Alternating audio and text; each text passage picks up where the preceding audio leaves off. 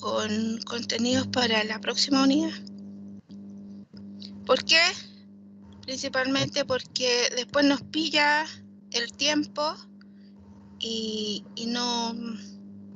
con las guías de verdad que se me demoran. Entonces prefiero que esto que es como, por así decirle, cultura general, porque no se evalúa en ninguna manera, porque en el fondo lo que hace es una impronta con lo que significa programar,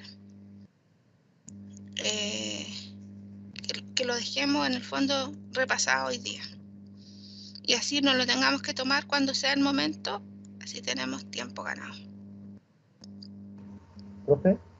Dígame. Entonces, ¿para cuándo dejar la primera prueba? El 7 de noviembre. Okay. Entonces, yo igual les voy a enviar un escrito. El 7 de noviembre nosotros arrancamos la clase con la evaluación. Y les digo en este minuto, a ver, déjeme asegurarme que esté grabado. Voy a poner a grabar. Profe, disculpe, ¿esta sería la evaluación número 1? Sí, la 1. Para el 7 de noviembre. 7 de noviembre, ya. Okay. Entonces, aquí se puso a grabar y voy a decirlo ahora, que está grabado, para que alguna persona que no vino y quiere mirar la grabación.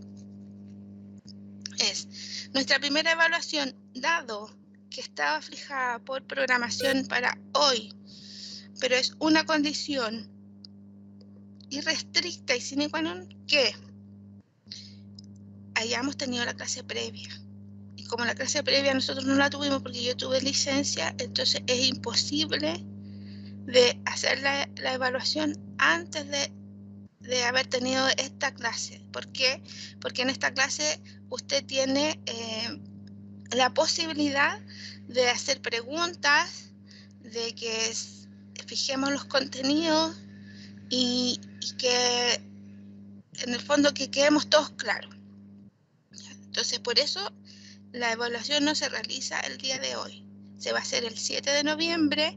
Los contenidos que entran son hasta el capítulo... Estamos revisando aquí.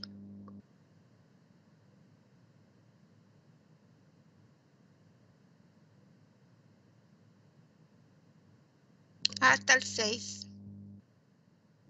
Hasta el capítulo 6, pero déjenme mirar el 5, por favor. Ya, el 5 habla de lenguaje. ¿Ya? En términos de lenguaje, en el fondo es bueno que usted sepa que el PLC habla en lenguajes, pero no es, como que no es constitutivo de pregunta, ¿sí? Producto de que estos son cosas que se deben, si no se está practicando, que usted sepa que existen varios tipos de lenguaje, eso sí.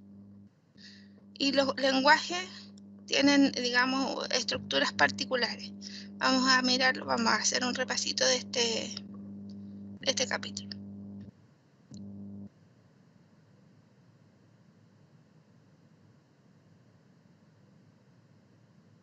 Lenguaje de programación.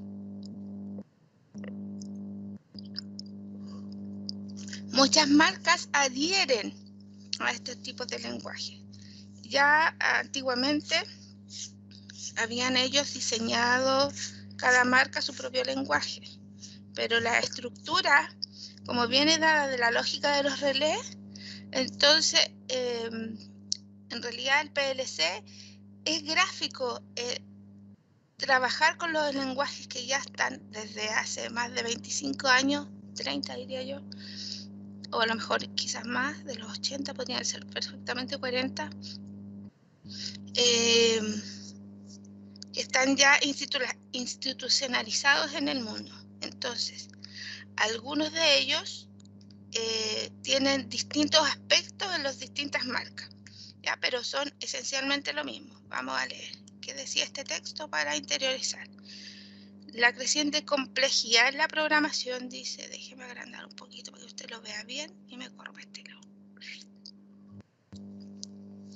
de los autómatas requiere más que nunca de la estandarización. A eso me refería con que ya todas las marcas hablaban lo mismo.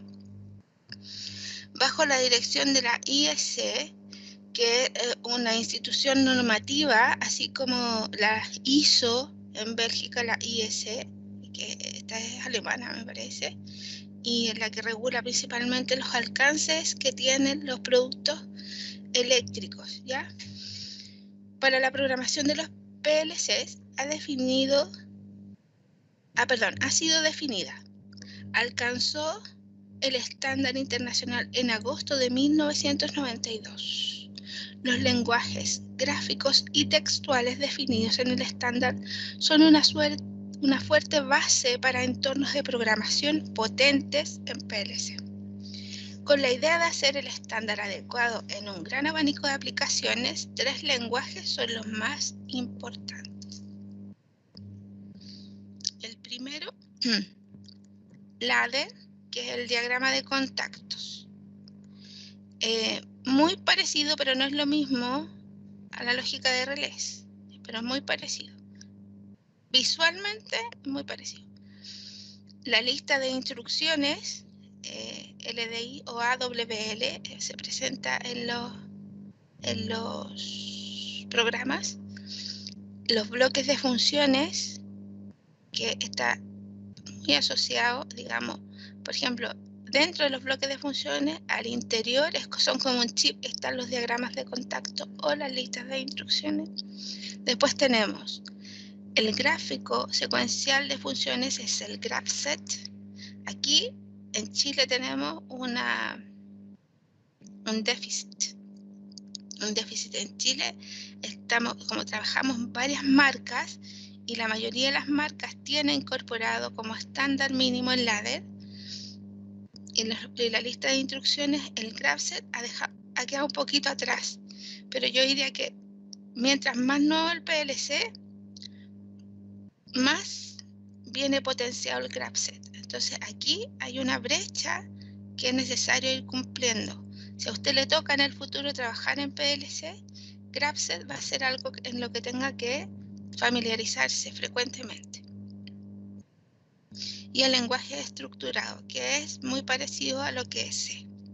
Vamos a mirarlo, más o menos como se ve en la programación. El diagrama de contactos o de escalera, entonces, es un lenguaje que se utiliza en la lógica de comandos eléctricas como circuito para su edición gráfica. Utiliza un juego estandarizado de símbolos de programación en el estándar IEC y los símbolos han sido, que repite lo mismo, estandarizado. El programa se edita como si se tratara de un plano de comandos incorporando contactos normales abiertos, normales cerrados, bobinas, con combinatorias en serie y en paralelo, entre ellos. Aquí está el diagrama de contactos, ¿ya? Esto que usted ve, palito, palito, es un contacto abierto. ¿Qué significa un contacto abierto? Y esto, por favor, dado que no está escrito aquí, y es algo en lo que suele inducir mucho error, escríbalo por ahí. Un contacto abierto significa no que se va a cerrar en algún momento, por favor, eso que le quede claro.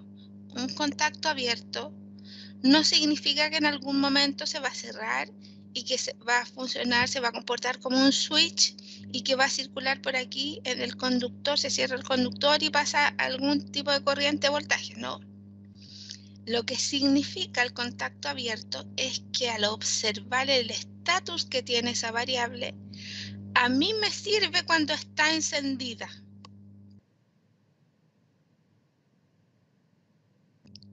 Me explico de nuevo. A mí me sirve cuando está encendida. Pensemos, pensemos que X10 es una ampolleta, ¿sí? Esta ampolleta, para que esté encendida, ¿cierto? Debe haber un switch que se cierre, ¿cierto? Pues X10 no representa el estatus del switch. Lo que representa es el estatus de la ampolleta. Entonces, si a mí me sirve cuando está encendida, Entonces, al observar el estatus de esa ampolleta, para que esta condición, que siempre lee secuencial de izquierda a derecha y de arriba hacia abajo, va a observar si ella se encuentra encendida o no. Si se encuentra encendida, lo que equivale a que esté el switch cerrado, no quiere decir que esto se vaya a cerrar en algún momento, equivale a eso. Implica, más bien dicho, implica que el switch esté cerrado, pero si mi observación X10 no es el switch, repito de nuevo, es el estatus que tiene la ampolleta, entonces, cuando la ampolleta está encendida, para mí eso va a ser condición 1 aquí. 1. Si la ampolleta está apagada, despréndase del switch, por favor, y si la ampolleta está apagada, entonces para mí esa ampolleta tiene condición 0. Contésteme. Profe, Diga. ¿pero a qué se refiere usted a estatus? Estatus. Estatus es cómo se encuentra, pues si está encendida o está apagada. La lógica de escalera parte de las condiciones on-off o estatus de encendido o apagado de algo. Si funciona o no funciona. ¿Sí? Eso es. En ese momento el X10 está encendido. Según dice usted, eso está encendido. No está encendido. Dice porque esto todavía no está funcionando, ¿ya? Está en la lógica de programación.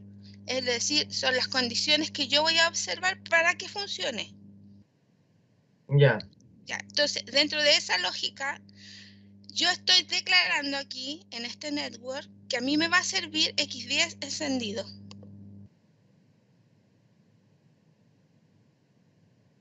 ¿Sí? No quiere decir que este contacto que está abierto en algún momento se vaya a cerrar. No. Hola, profe. Gracias. Ya. Entonces, contacto abierto significa que dentro de la lógica a mí me sirve cuando X10 esté en condición 1 o encendida, ¿ya? Independiente de lo que la encienda, me da lo mismo lo que la encienda. ¿Sí? X10 encendida. Vamos a ver esta otra ahora. M1. Voy a poner el mismo ejemplo de la ampolleta para que usted lo entienda. M1 es un contacto cerrado. No significa que este contacto ya se cerró el switch. No. Significa que a mí me sirve M1, perdón, no M1, M1 en condición 0, es decir, apagada. Sin leer. ¿Sí? Entonces aquí es donde principalmente le genera un poquito de ruido, principalmente a los eléctricos. A los electrónicos no les genera tanto porque como ellos ven esta lógica de booleana, ¿sí? Que tiene que ver con las compuertas y eso. No sé si ustedes lo ven en algún momento. Lógica booleana, en alguna parte de su carrera hasta ahora la han visto, ¿no? Primera No, vez profe, que no lo lo veo, hemos visto. profe. Ya. No, Entonces, Sale harto los catálogos. ya. Entonces, la lógica booleana dice que hay cosas, a lo mejor deberíamos partir por eso antes de explicar esto. Pero como esto entra en la primera evaluación, yo por lo general la lógica booleana le doy así una vueltita antes de que ustedes programen la primera guía que es set y reset, ¿ya? Entonces, contacto cerrado, distinto de switch cerrado. Distinto de switch cerrado.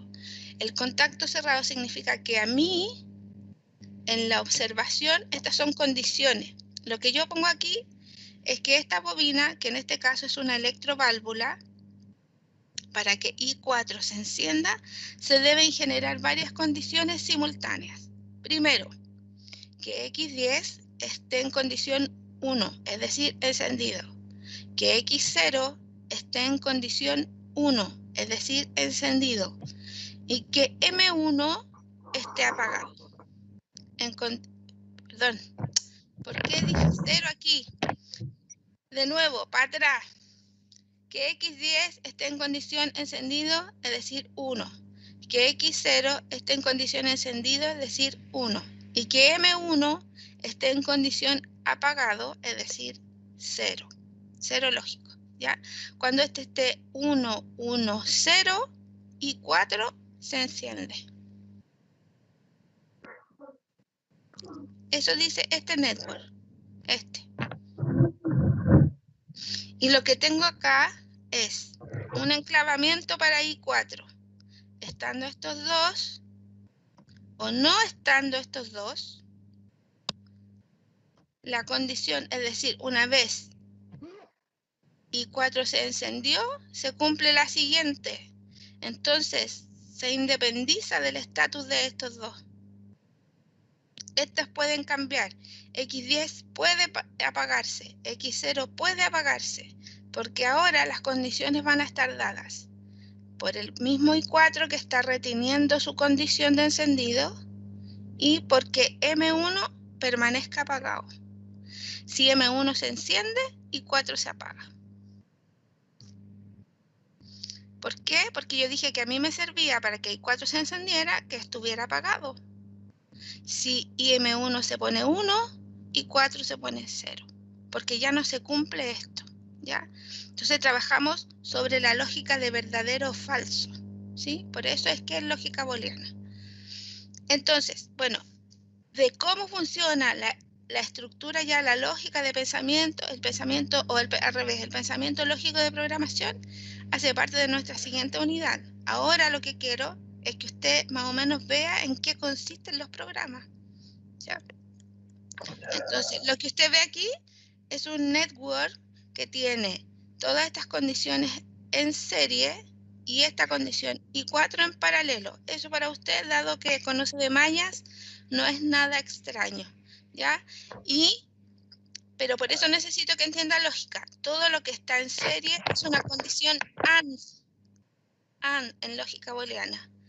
Y todo lo que está en paralelo es una condición OR. Es decir, todo esto se debe presentar, debe estar X10 y X0 y M1 apagado. Porque AND deben estar. Si alguna de ellas falla, no está, no se encuentra, esto no se cumple, ¿ya? Y luego ¿qué dice esto? Este segmento dice que estando X0, perdón, de nuevo X0, X10 en 1, X0 en 1 o Y4 en 1, Y4 funciona. Pero como es OR, a mí me sirve estas dos juntas, esta AND o esta OR. Esa es la OR. Sigamos mirando hacia abajo.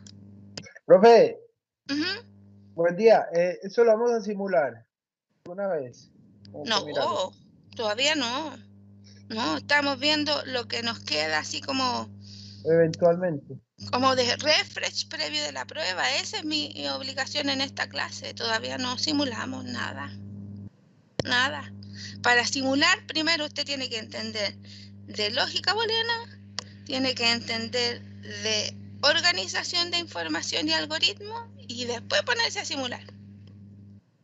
Porque se ponen a simular, después me dicen, profe, que no me resulta. Resulta que todo lo que escribió en términos de programación no tiene una lógica detrás. Es una suposición. Y ante suposiciones, yo no me desgasto revisando. Profe, dijo lógica booleana y organización, ¿cuánto? De algoritmo. Organización de algoritmos. Sí. Porque si no tiene ese pensamiento crítico que es previo, es racional y es lógico antes de programar, los demás son apuestas. Y en términos de apuestas es un desgaste que no vale la pena para mí revisar. O sea, cuando lo que está en términos de programación es una apuesta, sí, si yo prendo aquí, a lo mejor se me prende acá, eso yo no lo reviso. Para mí eso es una aberración tan malo. No funciona. Tan malo. Porque esto es igual. ¿Y método binario para programar no vamos a ver? ¿Usted se refiere a qué tipo de cosas binarias? Esto es binario, pejito. El ladder es binario. Expresarlo de manera numérica para programar, no bajo estatus como ahora. numérica para programar.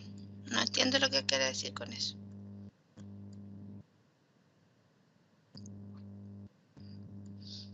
Creo que yo lo entendí, ya no se preocupe. Profe, usted con lógica booleana se refiere a álgebra booleana. Sí, Opa. álgebra de Boole. Álgebra de Boole. Ya.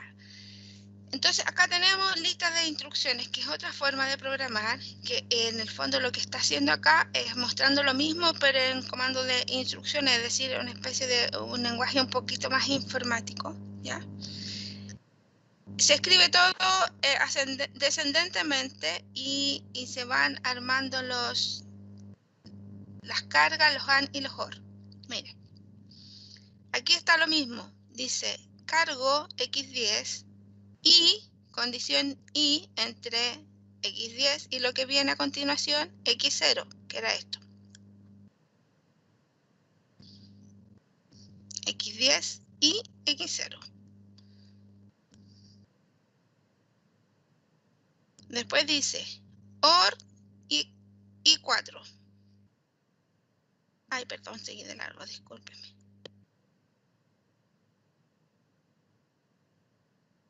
OR y 4. x10 AND x0 OR y 4. Es lo que está ahí. ¿Ya? Después dice AND M1. Pero dice ANI. ¿Por qué? Porque es M1 pero está negado. Salía y 4. Cargo X1 OR M1 ANI M1 salía M1, que es el siguiente network que aparece acá. Este. Ya. Así se escribe para abajo, se pierde un poquito la estructura visual de lo que está pasando en el proceso. Por eso no es muy, es más bien para el informático que suele programar en C o en esas cosas que tienen, digamos, más familiaridad. Pero cuando uno es más del lado del control, como que a mí aquí se me diluye un poquito lo que está pasando en el proceso. Por eso es que el diagrama en escalera hasta ahora ha sido el más usado y el más insustituible, ¿ya? ¿Por qué? Porque nos permite en el fondo observar gráficamente lo que le sucede al proceso en condiciones de no solo de un texto, ¿sí? Ya, después veamos los bloques de funciones. Dice, son cuadrados de entrada y salida que se insertan dentro de un programa principal que incorpora rutinas de programación prediseñadas. Para los equipos de gama alta, esto se ocupa mucho, ¿ya? Se basa todo en los bloques de funciones y se parte de una gran importancia de librerías de funciones avanzadas preprogramadas. Permite la creación y personalización de bloques, constituyendo una manera más estructurada de programación en aplicaciones más complejas. Por ejemplo, bloques que realicen funciones matemáticas entre datos de proceso u otros como los lazos PID multivariables o bases de datos para estadísticas de proceso. ¿Ya? Estos son los bloques de funciones. ¿Ya? Lo que tienen los bloques de funciones es que incorporan muchas cosas aquí dentro y estas secuencias ya están estructuradas. Es como si nosotros pusiéramos todo esto que está acá, todo esto, varios networks al interior de un solo bloque. ¿Ya? Y eso sucede, ¿sí? Es como un ahorro. Es un ahorro de energía. Entonces aquí afuera al final lo que uno pone son las variables. Y todo lo que pasa adentro ya está diseñado. ¿Ya? Eso ya es programación un poquito más avanzada. No hace parte de nuestro curso. En nuestro curso solamente vemos por ahí una subrutina. Algo que es nada especial. Pero aquí sí es especial. Es una función súper especial. Tan especial que ni siquiera viene declarada acá. SQL. Ni dice de qué es. Secuencia lógica nomás dice. No tiene nombre el bloque. Y el gráfico secuencial de funciones GraphSet. Dice, el gráfico secuencial de funciones SFC o GraphSet es un lenguaje gráfico que proporciona una representación en forma de diagrama de las secuencias del programa. Mire, en caso del GraphSet es ¿Se acuerda que en lo otro dijimos que estaba muy asociada a la álgebra de Boole? Sí. Acá es el álgebra de Boole representada ya en el algoritmo, ¿ya? Pero esto también cuando usted se maneja muy bien en algoritmo es fácil de implementar el GraphSet, pero si no tiene tan claro eso, entonces el GraphSet podría traer algunos, no sé si complejidad, pero sí podría inducir un poquito a generar algunos vicios de que hay cosas que deberían estar pasando una primero y otra después, y aquí se mostrarían como que fueran en paralelo, ¿ya? Por eso hay que tener como harto cuidado en el GraphSet. Entonces, dice, es un lenguaje gráfico que proporciona una representación en forma de diagrama de las secuencias del programa. Ve que aquí ya habla de la secuencia. Entonces, los algoritmos son las secuencias. Soporta selecciones alternativas de secuencias y secuencias en paralelo. Los elementos básicos son pasos y transiciones. Los pasos consisten de piezas de programas que son inhibidas hasta que su condición específica, una condición especificada por las transiciones es conocida. Tiene un poquito más de esto. La transición significa que debe estar sucediendo esto para que los pasos se cumplan, una cosa así. Como consecuencia de las aplicaciones industriales funcionan en forma de pasos. Eso se refiere a que son pasos que son secuenciales. Eso. Entonces, GraphSet es la forma lógica de especificar y programar el más alto nivel de un programa en PLC. Así es GraphSet. Pero más que alto nivel, se refiere a que está ya como más moderno, ¿sí? Entonces partieron los niveles de los PLC de gama alta usando GraphSet y de ahí han bajado a los más básicos. Los de gama media y baja poseen GraphSet, pero no viene así como por, ¿cómo se dice? Por defecto. Por defecto viene el ladder.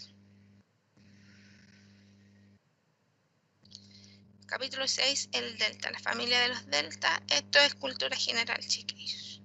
Nosotros vamos a estar trabajando en las familias DBP, que son PLCs compactos. Estos que usted ve acá, que en el fondo tienen aquí mismo. Está un bloque de entrada y salida y está la CPU en esta pequeña cápsula. Eso es. Por ejemplo, este en particular no trae luces asociadas al estatus que tienen las entradas y salidas, ¿sí? Este tampoco. Nosotros tenemos este en la sede. Así son los nuestros. En donde aparece, no, espéreme, DBP, no, ese no es de acá. Profe, Sí, diga. profe, ¿cuál es la función que realiza cada uno de esos dispositivos que son todos distintos?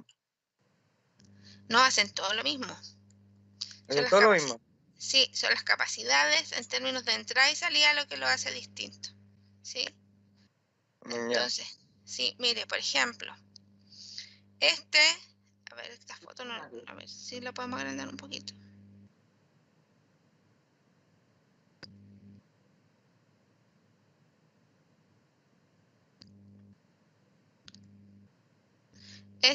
Tiene este bloque de entrada y esta salida.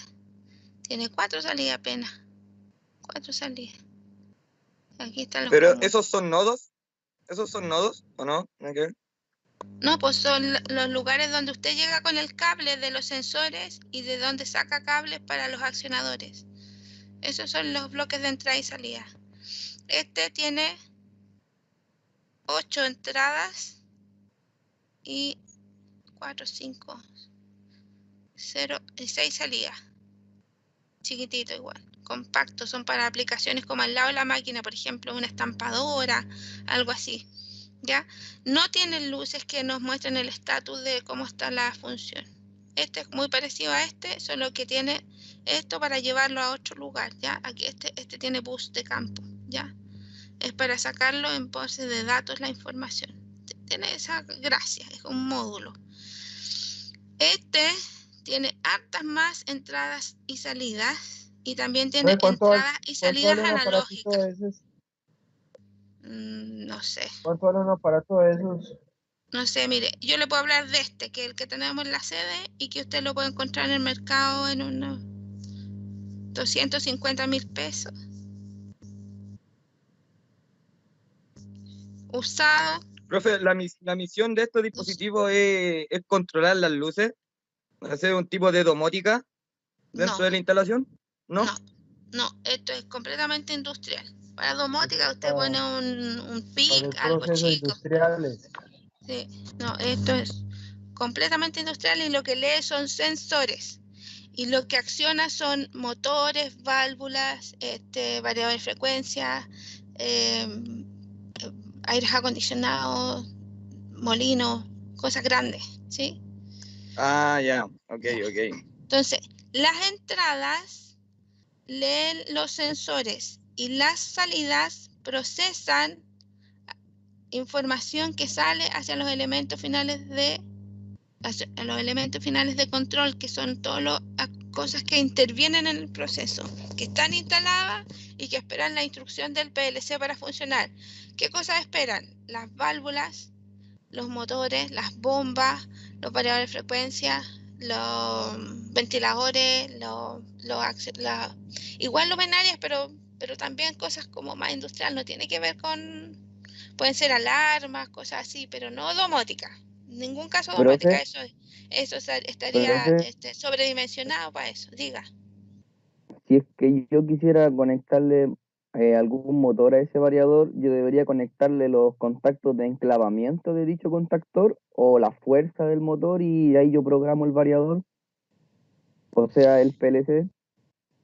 Depende, porque si usted el variador de frecuencia lo trabaja desde las señales analógicas para poder proporcionar la variación que va a tener la velocidad de este variador, entonces lo hace Ujú. directo del PLC.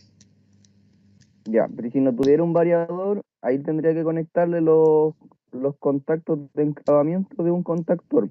Si es que Sí, no tuviera el variador de frecuencia. sí. Ya, ok, Si va directo al ok. motor, entonces usted no contacta directo el motor, sino que manda las instrucciones hacia el contactor, tal cual usted lo dice. Claro. Ok, Sí, gracias. ya, mi niño. Entonces desde aquí salen 24 volts. El contactor recibe esos 24 y después pasa, lo amplifica, no sé cómo lo hará eso, ya son temas de ustedes. Yo de electricidad, de potencia, nada, no es mi pega, no la conozco, así que no, ahí no tengo ninguna expertise. No, guateo sí me hace preguntas. Guateo, ya. ¿Qué Ok, contempla profe. esto? Contempla la CPU, los módulos de entradas y salidas /O son entradas y salidas en la misma carcasa ultra compacta. Dice la alimentación eléctrica de 24 volts a las entradas y salidas. La CPU de alto rendimiento y velocidad de 0,24 segundos por instrucción básica. Por ejemplo, los Siemens leen 0K15, este es K024. Conectividad múltiple a través de protocolos seriales RS232, RS485 y USB, Ethernet o boot de campo. Ya, el boot de campo es un poquito más particular. Ampliables hasta 480 entradas y salidas digitales, ¿sí? Digitales significa que podemos conocer dos estatus de lo que esté leyendo, ¿sí? O mandar dos instrucciones, motor enciéndete, motor apágate. Y lo que observo es si, por ejemplo, un sensor de proximidad leyó o no leyó algo, ¿sí? Eso son entradas digitales, ¿sí? Hasta 480. ¿Cómo se hace eso? Se ponen más módulos de entrada y salida al ladito, perdón. Ah, imagen maldita. Se pone entonces acá más, juntito acá otro. Se les cambia la dirección nomás cuando uno está programando. Entonces tiene capacidad ampliable. Eso, todos los PLC por lo general.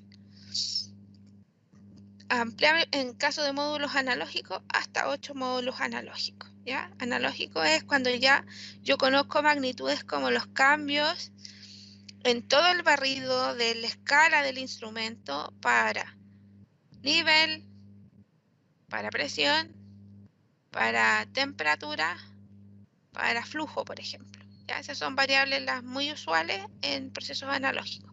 pero conozco todos los cambios, ¿sí? Y eso van a estar proporcionados entre 0 y 10 volts o entre 4 y a 20 miliamperes. Lo que quiere decir que ya no conozco dos estatus de ese flujómetro, si lee o no lee flujo.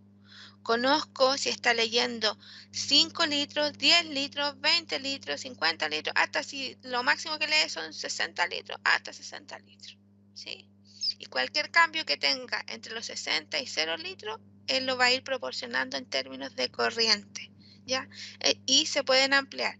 Habitualmente los módulos analógicos traen 6 entradas analógicas y 4 salidas, o 4 entradas analógicas y 2 salidas.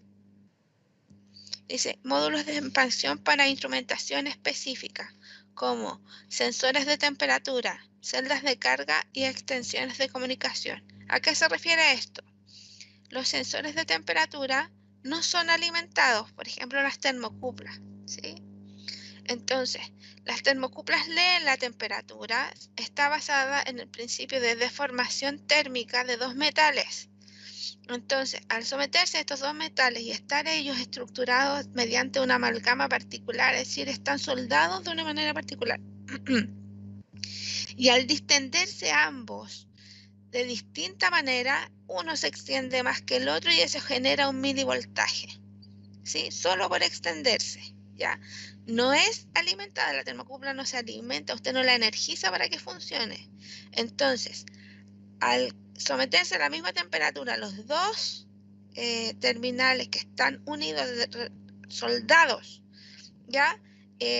Y están sometidos ambos a la misma temperatura y están soldados, entonces tienen distinto coeficiente de dilatación y eso hace que se genere entre ellos un milivoltaje. Entonces, ese milivoltaje es lo que se interpreta como medida de temperatura, ¿ya? Entonces hay de varios tipos dependiendo de los rangos de temperatura que se requieran. Estos sensores trabajan para estándares de 3000, de 2000 grados, 1800 grados y bajo hasta, no sé, 250, menos 250 grados Celsius. Entonces, ese milivoltaje se interpreta y ya no sale de los estándares de la norma. La norma dice que un sensor y transmisor debería entregar entre 0 y 10 volts y entre 4 y 20 miliamperes. Pero como eso no sucede con los sensores de temperatura, ellos entregan milivoltaje, entonces los módulos que leen deben ser mucho más sensibles a esos cambios y no están dentro de los estándares, entonces son módulos especiales, ¿ya? Lo mismo pasa con las celdas de carga.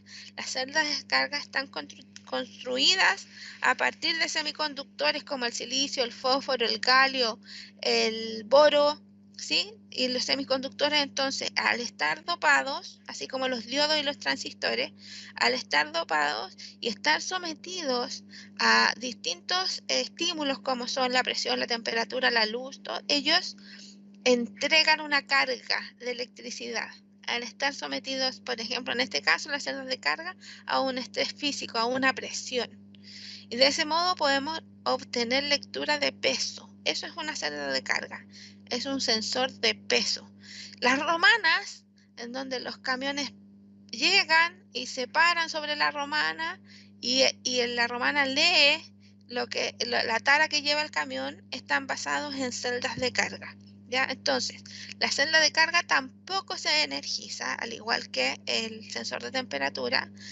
Está, digamos, basada en la lógica de transistores. Lo que se energiza son los transistores asociados a la estructura de esas celdas de carga y ellas entregan una corriente y esa corriente se interpreta como medida, ¿ya? Y esa medida tampoco está dentro de los estándares, no entrega entre 0 y 10 volts ni entre 4 y 20 miliamperes. Entonces, por eso el módulo de lectura de una celda de carga tampoco es un módulo estándar, es uno particular, ¿ya? Y las extensiones de comunicación se refiere a módulos que nos permiten subir esta información a bases de datos, a través de buses de campo principalmente, ¿ya?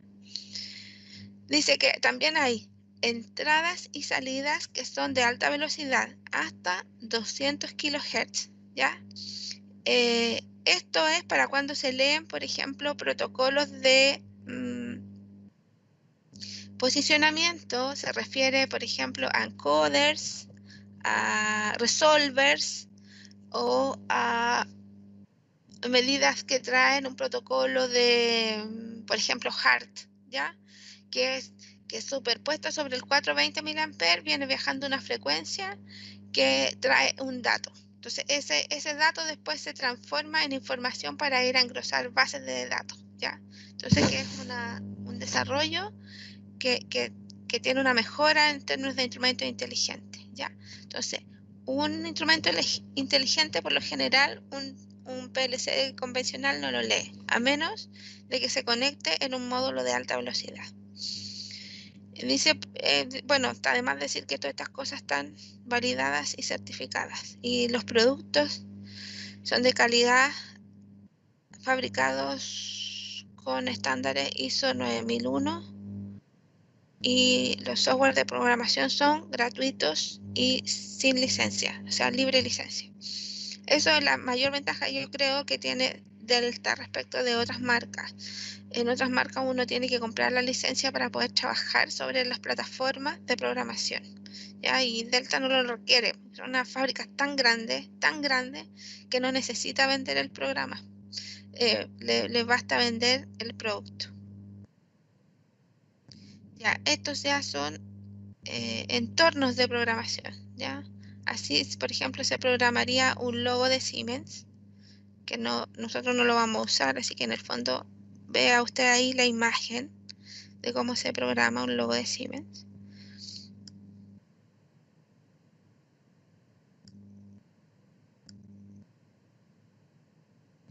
Veamos, aquí vienen otros como el Step 7 para programar, estos son programas, ¿ya? Para programar en Siemens para las CPUs S7200, 300 y 400, ¿ya? Esas se pueden programar con Step 7. Estos son PLC que van de salida en Siemens, ¿ya? Porque para programar de ahí en adelante el 1200, el 1500, eso ya se ocupa TIA Portal. RS Logic 500 para los PLCs de Rockwell, principalmente los MicroLogic. Y SP Soft para Delta, ¿ya? Esos son los que ustedes bajaron. Que este es el ambiente, así se ve en la programación. Entonces aquí tenemos bloques funcionales. Este es un contador, este es un timer, y aquí vemos entonces entradas, en este caso son todas de contacto abierto. Bobinas, ¿ya? Que son las salidas. Suite de software integrado. Entonces, la tendencia de las principales fabricantes de PLC a nivel americano como software y europeo como Siemens es el desarrollo de plataformas o suites de aplicación que integran en sus herramientas todos los paquetes de software y configuradores de hardware para sus productos de automatización y toda su gama, tales como PLCs, HMI drivers, motores, servomotores, servos, controladores, etc. Se establece la arquitectura de un software único al que se van anexando funcionalidades haciendo enclaves, según las herramientas que se requiera utilizar. En algunos casos, inclusive, en compatibilidad con plataformas RP de administración de activos de empresas, ¿ya? Entonces, esa es la gran ventaja que tiene en términos de software, ¿ya? Entonces, es el software el que da este soporte, subirse al RP, no es el PLC, ¿ya? Eso es algo que es importante, ¿ya? Entonces, no es el PLC el que sea capaz de guardar el registro de cómo estuvo la variable, sino que es el software el que permite subir esta información a la plataforma RP, ya que son sistemas de administración de empresas. Esos son los software RP, ya. Siemens usa el TIA Portal y Rockwell el Studio 5000. Les voy a mostrar más o menos cómo son ellos. Esta es una foto del ambiente de programación en TIA Portal para Siemens. ¿ya? Entonces aquí vea, fíjese que todo esto es igual como el de Delta, porque todos están basados dentro de la misma estructura. Entonces, pero TIA Portal es un programa que usted tiene que pagar la licencia anual, que no es barata, y que para incorporar las cosas aquí que lean, tiene que ser todo Siemens. Esto es lo fome que tiene Siemens. ¿Por qué? Porque cuando usted carga aquí, por ejemplo, en el D1, usted carga un sensor en particular, usted lo que tiene que cargar no es solo el sensor, sino que tiene que cargar la configuración del número de parte del sensor con la actualización de los MD, quiere decir el MD es del software de comunicación que tiene el sensor. Entonces, no es solo cargar la instrucción y podría ser un sensor discreto o un simple sensor de presión. Usted tiene que cargar todo eso. ¿Y por qué? Porque de esa manera Siemens se asegura, primero, de que su software obtiene la mayor potencialidad en términos de fidelización de la información desde el instrumento, y se asegura de que las personas, o las empresas más bien dicho, adhieran únicamente a sus productos. Entonces los amarra a través de sus protocolos, a través de sus estándares, ¿ya? En cambio, otros PLC, más del área oriental, diría yo, Mitsubishi, los coreanos, los japoneses, todo eso, son más abiertos. Entonces usted puede poner un sensor de la marca que sea y ellos lo leen igual. ¿Por qué? Porque para ellos no es importante vender el software. Ellos lo que venden es el servicio de control. Interfaces de programación. Para realizar la transferencia entre la aplicación desarrollada y el controlador, la comunicación PC-PLC, cada fabricante entrega como parte de sus productos un cable de comunicación específico. Los más usados son los estándares de comunicación de RS485, 232 y 422, usados para comunicarse con el PC mediante un puerto de comunicación serial como un puerto COM, ¿ya? Generalmente de tipo DB9. Actualmente los fabricantes ya están migrando a comunicación tipo USB o Ethernet, integrándolos en el PLC, evitando cables de comunicación especiales de alto costo. Antiguamente, cuando uno compraba el PLC, para comunicarse con el PC había que adquirir un cable como este. Entonces aquí había una demodulación de la señal en esta cajita. Y ahí recién llegábamos al compu. Y del PLC sería este.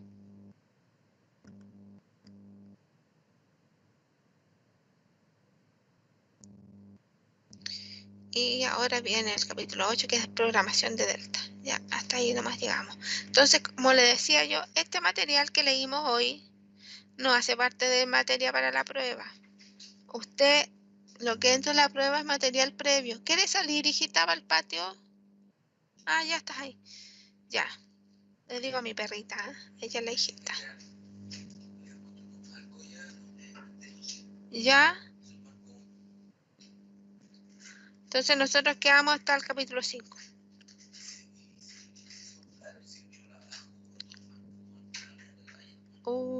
¿Marco de qué, gordo? Ya. Ah.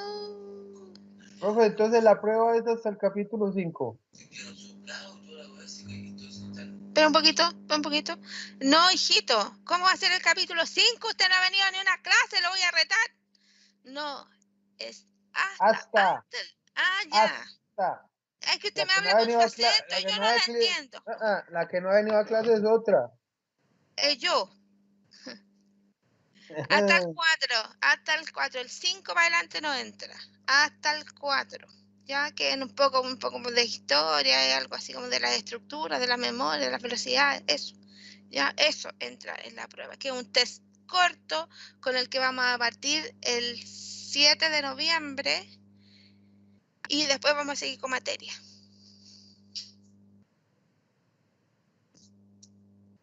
¿Sí? ¿Duda? ¿Pregunta? ¿7 de noviembre, profe? ¿O en octubre, 7 de octubre? No, pues sí, en octubre no tenemos un receso, hijito. Delante parece que les dije 7 de noviembre. Tenemos receso.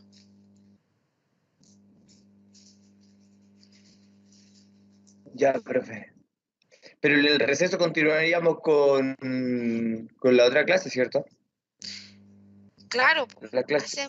hacemos la evaluación Ah. que es corta a principio de la clase y después ya pasamos materia que es de la siguiente unidad, que son ya las guías de programación.